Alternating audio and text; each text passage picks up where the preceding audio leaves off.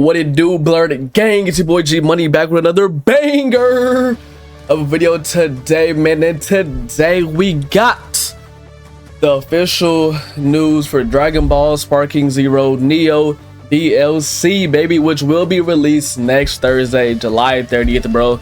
Let's go ahead and get through this article, bro. I'm not trying to make this a super long video. You know how I get down, bro. All our attention spans are super short. So let's get through this video and let's try to, run through this shit, bro. We got official news, kind of more like, in-depth stuff, I guess. We'll see, man. Basically, next Thursday, experience a new mode, the path to breaking the limits ahead of time. Okay, so the release date for Sparking Zero next Thursday, obviously, and the Switch and Switch 2 will be released on a later date. Of course, I'm not going to read this word for word. Obviously, I'm going to just try to paraphrase it as I go, basically. So basically, this DLC, of course, is gonna have new costumes, techniques, stages, battle system, fucking new characters, even what I'm saying. Everything in this bitch, bruh. Everything we've been asking for since the base game. Well, at least 85-90%. They're finally implementing it in Neo.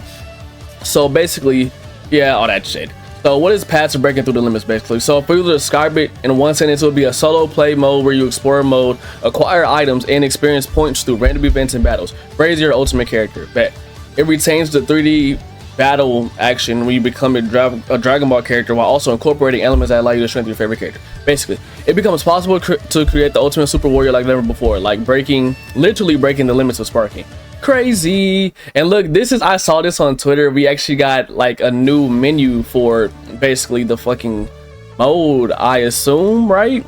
This shit's in Japanese, I can't fucking tell, but I assume that's how the menu's gonna look with the menu. The menu's gonna look with the fucking mode, right? King Kai's planet. And the crazy thing is, why don't we have this shit in the game, bro? They have the model right there, you get what I'm saying? You have the model basically for the planet, the map, whatever. Just put it in the game, bro. Dead ass. Now let's actually start playing the new mode.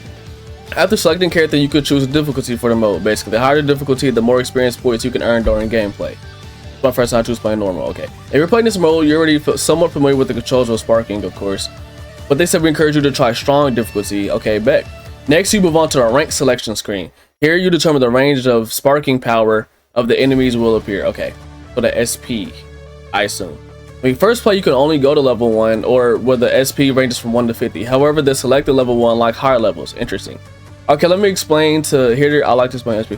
The element that symbolizes character development in this mode. In this mode, SP is like the character's level. By gaining experience and increasing SP, you can strengthen various perimeters of your character. Whew.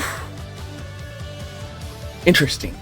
Enemy characters that stand in your way also have SP assigned to them, with stronger enemies having higher SP. There are several elements of character development, but you could think of the basics as gaining more experience points and aiming for higher SP. Furthermore, this mode is designed with repeated playthroughs in mind. So, yeah, we have some content, niggas. Challenge the game again and again with characters whose SP has been increased by clearing the game. Defeat even stronger enemies and push your characters to the pinnacle of their potential. On the next item selection screen, you can see the Zen you have earned in the game to select items to set the items that will provide various benefits to your gameplay. Zenny, nigga, come on. Everybody should be maxed out of Zenny at this fucking point. Can we actually get the item shop to update? In addition to effects that make it easier to progress in the game, such as increased experience points and stamina recovery, you can also choose effects that pursue higher risk and higher reward, such as enemies become stronger, but the experience points gained increase once. Okay, interesting. Once you have finished setting up the battles, do the limit finally begin. Gather on the battlefield super warriors. The opening features on original short story for this mode, introduced at the behest of the Omni King. Warriors from across time and worlds have been gathered to wage the battle. Furthermore, training results are shared across different forms of the same character. For example, if you train for Super Saiyan Goku, the parameters of Super Saiyan Goku will also be strengthened accordingly. So training is never wasted, no matter which form you start with. I ain't gonna lie, I just translated all of this, so some stuff looks wonky. That's why I'm thrown off. When the game starts, you are taken to the world map screen. So basically, you select the square. The map triggers a battle event, and once the turn passes, you can clear the stage by defeating the final boss waiting on the 10th turn. But if your HP runs out and you're defeated along the way, it's game over. Up to the point, the game doesn't particularly complex, but what brings a deep strategic element to the mode is the presence of stamina. Interesting. Basically, stamina is consumed by moving around the world, and the longer the distance, the more stamina is consumed. Most importantly, the system determines the player's HP at the start of the battle based on the remaining stamina. According to the producer's explanation, if your stamina is low, you will start the battle with reduced HP. I kind of like that. In other words, if you enter the battle with stamina at the lowest, you can be hit by enemy combo and it's game over, basically, in the one hit desperation shit. You get what I'm saying? Then why don't you conserve your stamina and only travel short distances? But stamina has another important element that troubles players. This is a bonus. Oh, that is a bonus is applied to the experience points gained at the end of the battle based on your remaining stamina. For every 1 stamina consumed, a 1% experience point bonus is added. For example, if your maximum stamina is 100 and you currently have 50 stamina, equals 50 consumed. If you win a battle, your experience points would be 50% higher than usual. Interesting. Actually, I kind of like this now that I'm kind of reading this now. The more dotted situation, the stronger you can become by overcoming fierce battles, bro. Basically, y'all kind of get the gist of it, bro. Y'all can read this, bro. Fucking throat starting to fucking hurt. Basically, straight through your character to events and battles. Now, returning to the playtesting process, various squares are placed on each map. On the map each turn and selecting them advances it. There are 3 main types of squares on the map. You got event squares, which y'all can obviously see that does. Battle squares, fight enemies, question mark squares, and yeah, basically y'all can see this, bro. Y'all can read this, bro. Goddamn, I am not professional, bro. Y'all can read this shit too. Furthermore, the types and arrangements of squares on the map are updated each turn, so you can enjoy a fresh route selection every time. Fire! Look at the tundra map.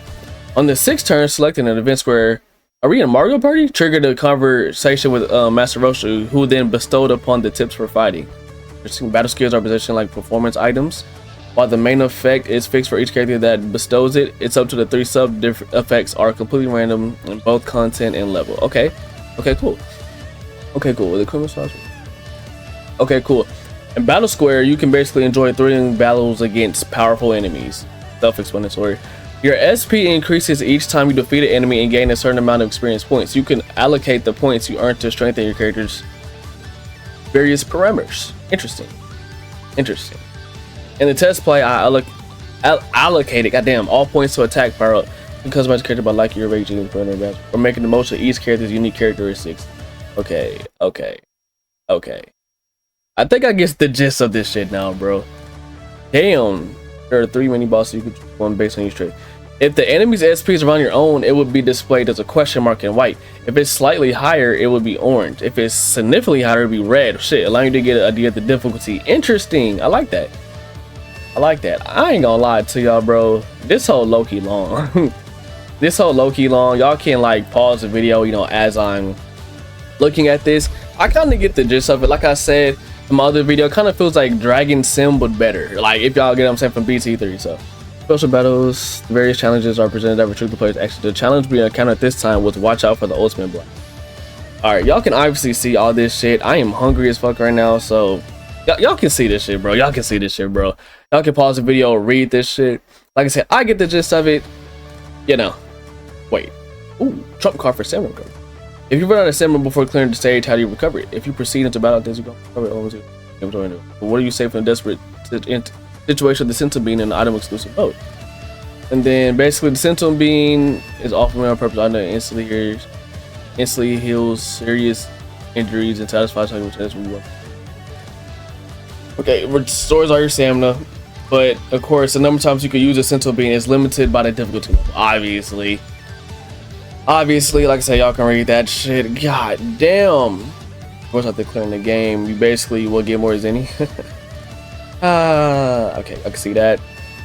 Incidentally, sub effects are raised from 1 to 7 with high numbers indicating stronger effects.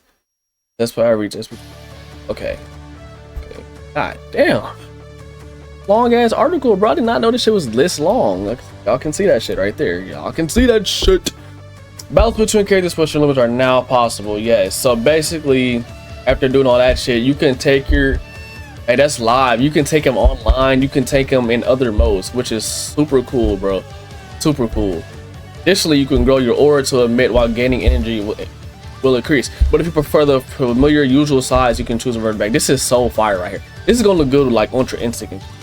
Lastly, the new mode, Path to Limit Breaking Neo, retains the overwhelming exhilaration of and intensity of the battles that Spark and Zero boast, while incorporating the new element of training and strengthening. I felt that players who have played the game extensively up until now would be able to immerse themselves even more. basically, and the shit's gonna release next Thursday, guys. So hey, that is basically all we have for that. Y'all know I did not try to make this video too long, as G Money tries to save y'all niggas attention spans, you feel what I'm saying? So that's why, nigga, hey bro, don't get on me in the comments below, nigga. Like I said, this was translated, first of all. Second of all, this is a lot, like, come on, nigga, I'm not reading all this shit for y'all niggas. Y'all are, come on, I assume most of y'all are grown. Y'all can read this shit. God damn, y'all can pause, read the shit, bro. My throat is hurting. No diddy now. Anyways, man, I love y'all, man. This DLC was fire. You get what I'm saying? This is the best DLC, of course, by far yet. So far, this is like the BT2 to the BT1. Y'all know what I mean? So next year, I probably expect the Meteor DLC. You get what I'm saying? Which is the BT3 to the BT2. You get what I'm saying? And that's gonna be like the ultimate package DLC. But this was good as fuck too. Excited for this new mode. Looks interesting. Looks like a better Dragon Sim. Excited for everything else, characters, costumes, you know, super attacks, all that shit. You feel what I'm saying? It's gonna be fire, bro. It's gonna be fire. But anyways, y'all like, comment, subscribe to this video, turn on post notifications. Let me know how y'all feel about this new DLC, how you feel about this new mode. You feel what I'm saying? Anyways, man, I love y'all. Peace out.